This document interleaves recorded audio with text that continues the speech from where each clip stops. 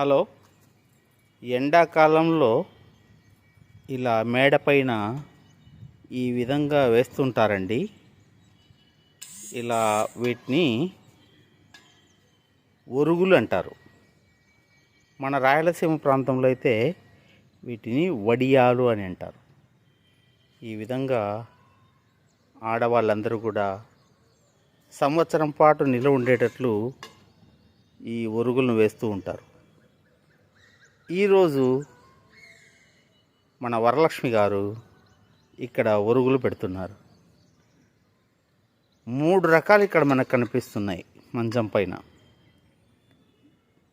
మొదట తెల్లగా ఉండేటివి అల్లము, పచ్చిమిర్చి, బియ్యంతో కలిపి వేసినటువంటి వడియాలు.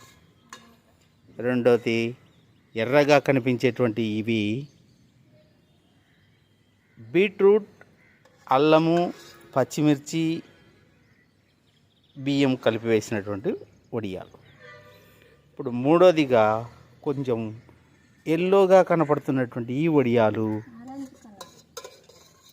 ఇవి క్యారెట్, టొమాటో, పచ్చిమిర్చి, అల్లంతో కలిపి వేసినటువంటి వడియాలు.